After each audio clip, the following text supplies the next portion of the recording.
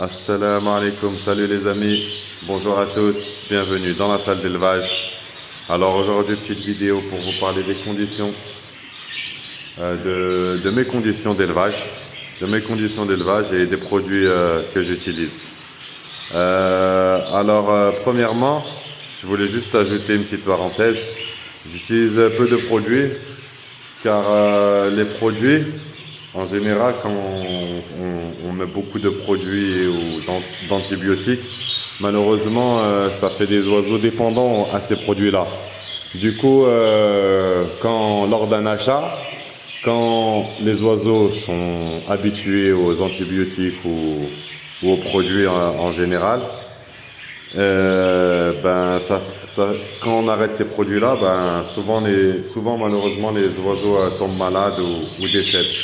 Du coup, je préfère privilégier une manière d'élever naturelle, et les plus forts survivent et les plus faibles décèdent. C'est plus ou moins comme ça que ça se passe dans la nature.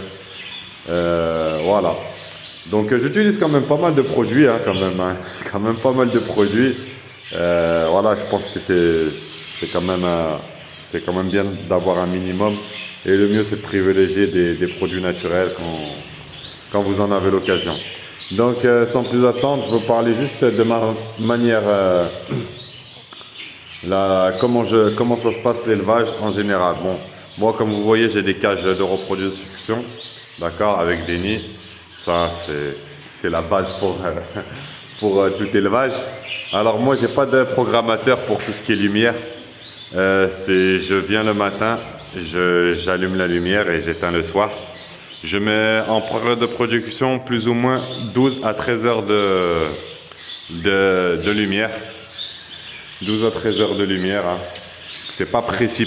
Il y en a qui vont vous dire d'être très précis, etc. Bon, je pense pas que c'est vraiment utile, mais le mieux, c'est d'être précis au mieux. Et moi, donc, je viens ici. Comme vous voyez, il y a une lampe là-bas dans la volière, une lampe ici et une lampe ici. Je viens le matin, je les allume les trois en même temps.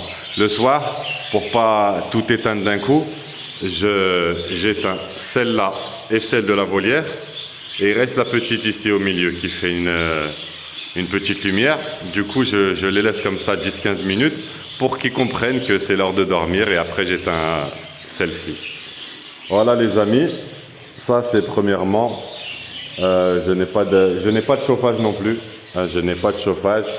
La température est entre 14 et 24 degrés toute l'année.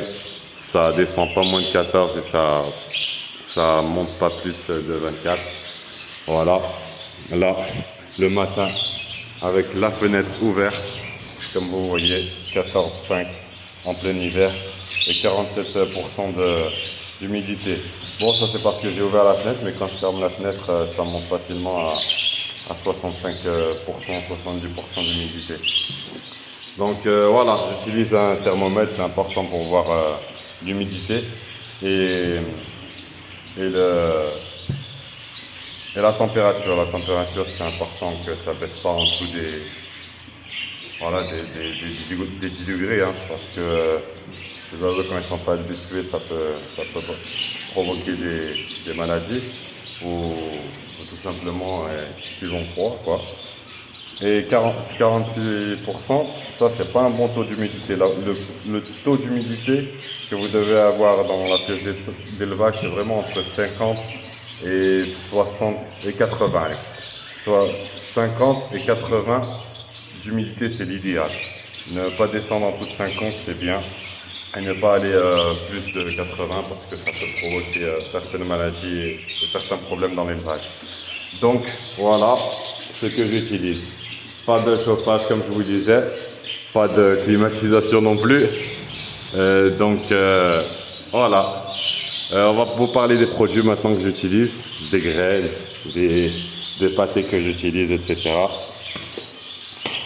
qu'il y a un frère en commentaire qui me parlait de tout ça, donc c'était une bonne idée et je le remercie de ce conseil. Donc voilà, je vous partage ce que j'utilise en général dans l'élevage. Alors, premièrement, on va parler du mélange de graines. Voilà. Là, c'est du millet blanc avec de l'alpiste et du millet jaune. D'accord? Voilà, j'achète des sacs moi-même, hein, j'ai fait mon mélange moi-même. De l'alpiste, du millet jaune et du millet blanc. Ça, c'est pour le mélange de graines. On va parler du pâté d'élevage. Là, j'ai pas le sac d'élevage parce que j'ai acheté au kilo. J'ai acheté 1 kilo parce que j'en ai pas l'utilité d'acheter des gros sacs de 20 kilos pour le moment. Et du coup, j'ai acheté ça. C'est du pâté d'élevage. Du pâté d'élevage aux œufs. C'est de la marque Fly. Là, il y en a plein, hein. Il y en a pour Canary, il y en a pour Chardonnay. Moi, je crois que c'est pour Canary, celui-là. C'est un bon pâté. Ici, en Algérie, il y a pas tout, mais il y a la plupart des produits qu'on a en France. Donc sur ça, c'est pas mal. Et à des prix corrects.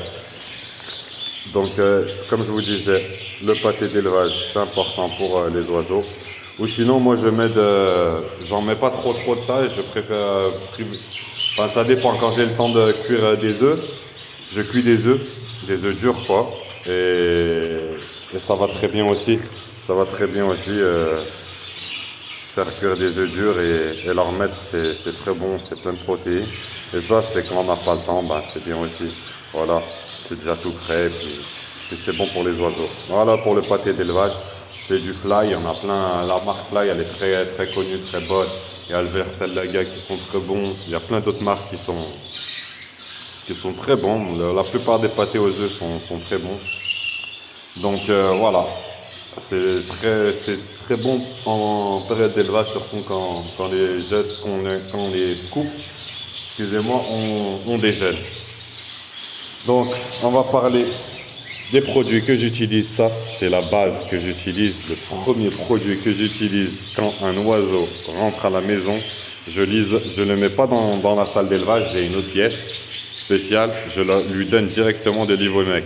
Ça, c'est spécial pour les poux rouges et gris, gale des pattes et du bec, vers et parasites du tube digestif et pulmonaire.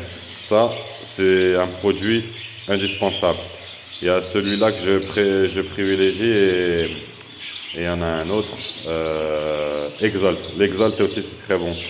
En fait, c'est à base de ivermectine. L'ivermectine, c'est ce produit qui va tuer vos parasites. Donc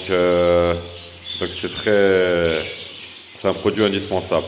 Voilà, c'est un produit indispensable pour tuer les parasites avant de mettre les oiseaux dans la pièce d'élevage pour éviter de propager toutes sortes de maladies. Voilà, ça c'est le premier produit que j'utilise.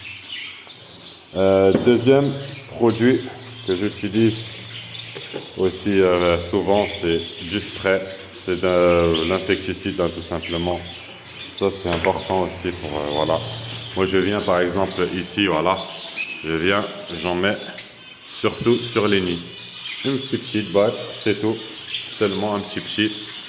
Et un petit pchit dans la cage à droite, à gauche, de temps en temps. Une fois par semaine, ça va très bien. C'est un insecticide qui va très bien en spray.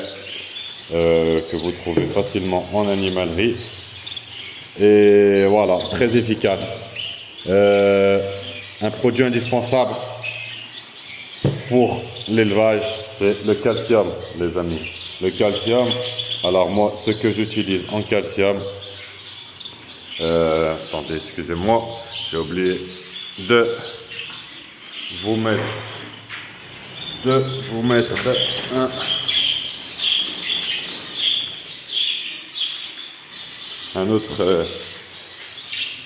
une autre forme de calcium, c'est du grit. Voilà, j'ai du grit. C'est du grit, il y a du calcium, il y a des minéraux. C'est très bon pour la digestion des oiseaux et ça rajoute un peu de calcium, c'est pas mal. C'est pas indispensable, mais c'est un plus. L'indispensable, c'est l'os de sèche. Ça, c'est dans toutes les cages, hein. Toutes les cages, comme vous voyez. Voilà, comme vous voyez ici, tous les couples d'oiseaux ont leur bout d'os de sèche. C'est un os de sèche. On appelle ça un os de sèche. Et c'est indispensable en période de reproduction. Ça rajoute du calcium aux femelles et c'est très important. En parlant de calcium, je rajoute du Calcilux. C'est bien aussi. Il faut bien mélanger 10 minutes parce que c'est en poudre. Du coup, pour que voilà, ça s'évapore bien dans l'eau. Il faut bien secouer et bien attendre 10 minutes et ressecouer, ressecouer. Ça, c'est quand on a le temps. Et quand on n'a pas le temps, il y a du Calcimax. C'est très bon aussi de cette marque-là. D'accord, Calcimax. En plus, il y a de la vitamine D, donc ça permet de fixer le calcium. Donc, c'est très bien. C'est en gouttes, donc juste à mélanger 10 secondes hein, et mettre direct dans l'eau. Ça, c'est beaucoup plus rapide que le Calcilux, je trouve. C'est pour ça que je l'ai pris, d'ailleurs. Voilà ces deux produits, plus évidemment ça, l'os de sèche indispensable, le calcium en période de reproduction. On va dire, allez, une fois par semaine en période de reproduction et avant la reproduction, c'est tous les 2-3 jours. En préparation, c'est tous les 2-3 jours, surtout pour les femelles. Et ça, c'est toute l'année pour les femelles ou pour les mâles. Voilà l'os de sèche. Aussi, on va parler d'un autre produit, le vinaigre. Le vinaigre de cidre, très important. C'est de l'acide. C'est de l'acide, ça permet de nettoyer les estomacs des oiseaux. Je l'utilise pas très souvent, mais bon, une fois, on va dire par semaine, c'est très bien. Une fois par mois minimum, c'est bien aussi. Ça paraît pas trop souvent parce que ça peut justement causer des problèmes digestifs, mais quand vous faites une fois par semaine ou une fois toutes les 2 semaines, c'est très bien. Minimum une fois par mois, ça va très bien. Le vinaigre de cidre. Voilà pour ce produit. J'ai un autre produit, c'est des vitamines. Vitamines une fois par semaine en période de reproduction, avant reproduction 2-3 fois par semaine, pour 2-3 fois par jour, 2-3 fois par semaine, excusez-moi. Ça, c'est avant la reproduction et pendant la reproduction une fois par semaine. C'est pour la santé, ça apporte des vitamines et ça leur rajoute du boost quoi. Et c'est bon aussi pour les oisillons. Les oisillons, c'est très bon de rajouter des vitamines parce que voilà, comme vous savez, les oisillons, en cours de sevrage, après la période de sevrage, ils sont encore très faibles. Donc c'est bien de leur rajouter des vitamines ça, pour les aider. Voilà. En plus du pâté et des graines, rajouter leur des vitamines, c'est très bon pour les aider un petit peu à grandir tout simplement. Voilà, on a parlé de tous ces produits. Je crois qu'on a fait le tour. Ouais, j'utilise aussi des œufs en plastique, hein, ça c'est principalement pour les exotiques, pour les mettre sous moineau, ça va très bien. J'utilise de la poudre, enfin je l'utilise pas très souvent, mais de temps en temps j'en mets un peu dans les nids. C'est de la poudre en fait, anti-poux, hein, tout simplement, pousse stop comme vous voyez. Dans les nids d'exotiques principalement. Voilà, je mets un peu de poudre parce que je me méfie beaucoup des poux. Ça m'est arrivé d'avoir des poux avec des canaris il y a quelques années, donc je me méfie pas mal. Du coup, le dernier produit que j'utilise, c'est de l'AD3E. AD3E, c'est des vitamines tout simplement. AD3E, alors. Il y a plein de formes de ces vitamines, hein. C'est des vitamines principalement pour booster les oiseaux juste avant la reproduction, c'est très bien. Regardez, c'est ce qu'ils nous disent, 1 à 2 fois par semaine tout au long de l'année, d'accord. Et pour préparation des reproducteurs mâles et femelles avant et pendant la période de reproduction. Voilà, c'est un complément, hein, c'est un complément de vitamines qui excite les oiseaux, on va dire. Qui excite les oiseaux. Il y a plein de formes de AD3E, de toutes marques. Elles sont tous plus ou moins bonnes, plus ou moins équivalentes. Voilà, c'est la vitamine E qui va surtout exciter les oiseaux. AD3E, c'est le mieux. Et puis voilà. Voilà ce que j'utilise en général, les amis. Je crois qu'on a fait le tour. Bon, si, j'ai de la charpie aussi pour tout ce qui est exotique.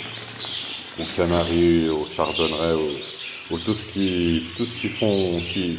les oiseaux qui fabriquent leur nid, qui confectionnent leur nid. Moi, j'ai de la jute avec un peu de coton, comme vous voyez. C'est de la jute, on appelle ça de la jute. Je vais vous montrer de plus près. Voilà, regardez, il y a des goules sur le papier, il y a des osséparables, il y a du canari ou la seringue, je sais pas c'est quoi. Voilà, de la jute. Et il y a la jute mélangée en fait, c'est mélangé avec du coton comme ça aussi. C'est pareil, hein, c'est la même chose, c'est des fibres. Voilà, c'est des fibres, hein. C'est deux paquets différents, mais c'est pareil. Voilà, il y en a du blanc, des petits fils pour qu'ils confectionnent leur nid. Et nous, on n'a pas de fibres de coco ici en Algérie. Donc voilà, c'est ce qui manque ici. C'est les fibres de coco, il n'y en a pas. Les fils de coco, c'est très bien pour les exotiques, c'est même mieux que ça. Je vous le conseille si vous en trouvez facilement en France. Donc n'hésitez pas à privilégier les fibres de coco pour les exotiques, hein.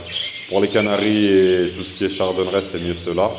C'est mieux la jute, mais pour ce qui est exotique, c'est mieux de privilégier la fibre de coco. Voilà les amis, j'ai fait le tour. Déjà, j'ai pas mal discuté. Donc on a fait le tour sur les produits que j'utilise, la maintenance des oiseaux. Voilà, c'est assez simple. Ça peut paraître rustique pour certains, mais c'est ma façon d'élever. Et puis chacun a sa propre façon d'élever. Puis le principal, c'est que les oiseaux se sentent bien et qu'ils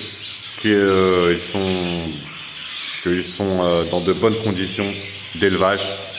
Et voilà, c'est le principal, c'est que les oiseaux sont le mieux lotis possible. Voilà les amis, c'était une petite vidéo pour vous parler de mes conditions d'élevage. Donc voilà les amis, j'espère que cette vidéo sera bénéfique et utile pour le plus grand nombre. Je vous dis à bientôt pour une prochaine vidéo. Inch'Allah. Assalamu alaikum.